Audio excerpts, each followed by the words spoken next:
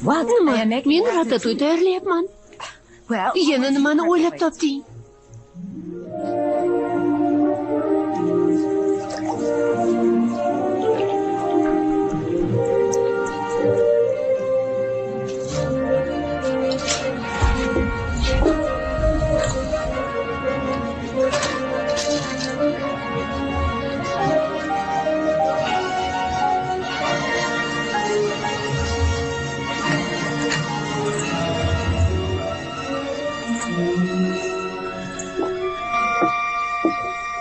Ratatuy?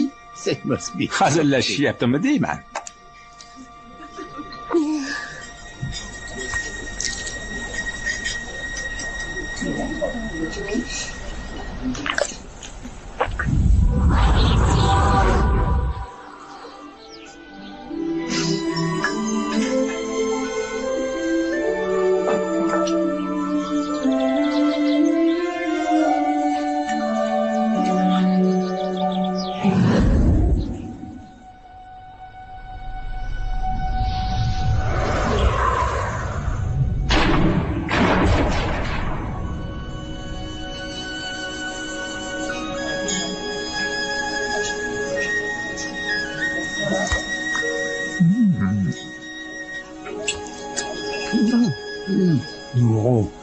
Bo'lishi mumkin emas.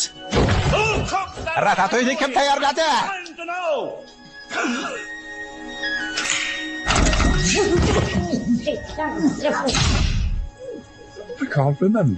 Oxirgi marta oshpazga qachon minnatdorchilik izhor etib qo'yishlarini so'raganimni eslolmayman. Bugun mutlaqo boshqacha vaziyat. Qarshimda ham ofitsiant, ham oshpaz turibdi. Rahmat, lekin men bugun faqat ofitsiantman. Unda maqtov egasi kim? Haligi bir daqiqa.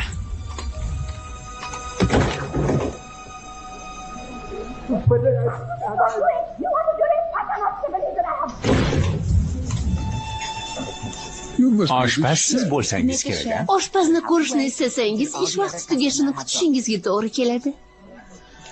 Ha, albatta.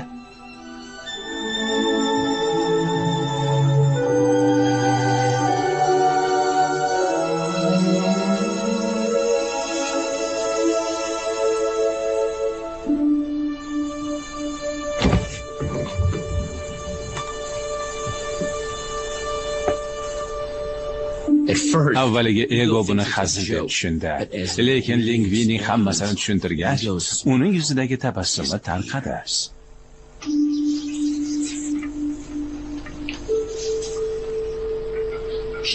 U jimgina eshitar, bir savol berib qo'yardi xolos.